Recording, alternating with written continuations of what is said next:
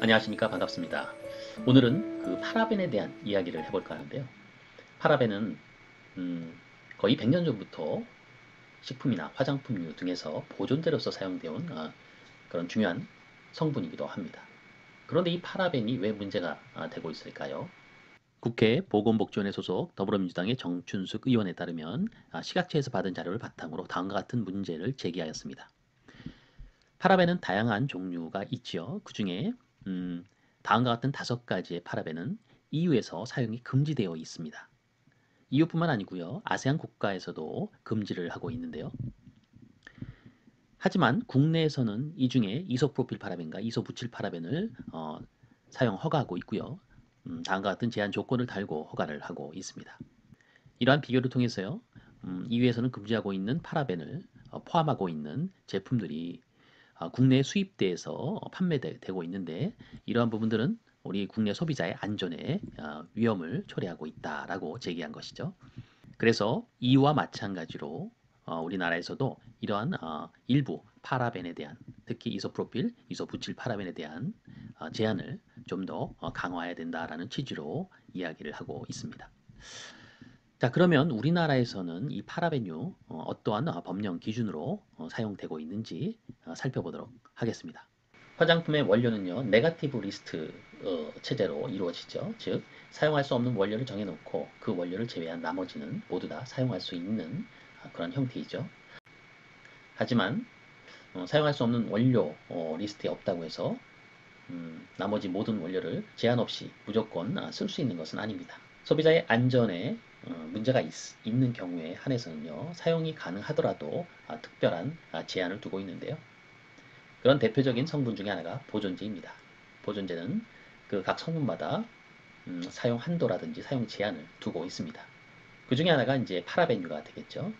파라벤을 찾아보시려면요, 화장품 안전 기준정에 관한 규정, 식약처 고시에 있는 사용상 제한이 필요한 원료, 사용상 제한이 필요한 원료 그 중에서 찾아보셔야 되는데요. 그런데 파라벤이 없습니다. 파라벤이라는 이름으로는 없고요. 그 원료명 중에 바로 파라하이드록시 벤조익 엑시드, 그 염류 및 에스텔류라는 표현이 있죠. 이 중에 바로 에스텔류가 파라벤입니다. 이 에스텔류는요, 메칠이나 에칠, 프로필, 이소프로필, 부칠, 이소부칠, 페닐 이렇게 분류가 돼 있죠. 즉, 메칠이 붙으면 메칠, 파라하이드록시, 벤조이트 이렇게 되는 거고요.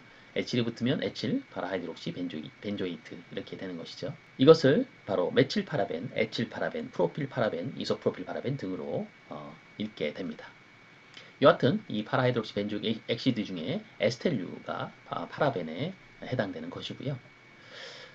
그것을 사용할 경우에는 사용 한도가 단일 성분일 경우에 0.4% 그리고 혼합 사용인 경우에는 0.8% 이렇게 정해져 있습니다. 여기 보시면 에스텔류 중에 페닐은 제외한다고 되어 있죠. 즉 페닐 파라벤은 사용을 할 수가 없다는 얘기로 해석이 됩니다. 따라서 현재 사용 가능한 파라벤은 여기 보신 바와 같이 메칠 파라벤, 에칠 파라벤, 프로필 파라벤, 이소프로필 파라벤, 부칠 파라벤, 이소부칠 파라벤이 현재 화장품에 사용할 수 있는 원료 그리고 사용 한도를 갖고 있는 원료가 되겠습니다. 그리고요, 여기서 좀 더 나아가게 되면요, 부틸 파라벤, 또 프로필 파라벤, 이소부칠 파라벤 또는 이소프로필 파라벤에 사용이 되고 있는 그런 제품, 그런 제품에는요, 다음과 같은 표시 문구를 써야 한다고 또 고시에 나와 있습니다. 만 3세 이하 어린이의 기저귀가 닿는 부위에는 사용하지 말 것. 본 내용은요, 식약처 고시로서 화장품 사용 시 주의사항 및 알레르기 유발 성분 표시에 관한 규정에 나온 내용인데요. 결론적으로 파라벤은요, 메칠파라벤, 에칠파라벤, 프로필, 이소프로필, 부칠, 이소부칠파라벤 이렇게 사용이 가능하지요. 그리고 이러한 사용 한도를 가지고 있고 그 중에 이소프로필, 이소부칠, 프로필, 부칠, 파라벤의 경우에는요.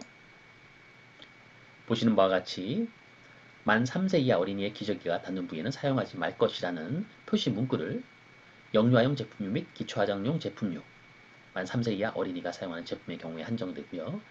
이 중에 씻어내지 않는 제품에 한해서 표시 문구를 써야 한다는 규정이 있다라는 것이죠. 사실 그 본 내용을 보도한 부분을 보고 의아함이 들었는데요. 파라벤, 앞서 말씀드린 대로 국내의 대부분의 회사들은 이 파라벤을 보존제로 사용하고 있지 않습니다. 오히려 국내 브랜드보다는 외국의 수입 브랜드들 위주로 이 파라벤이 사용된 포뮬레이션을 볼 수가 있는데요.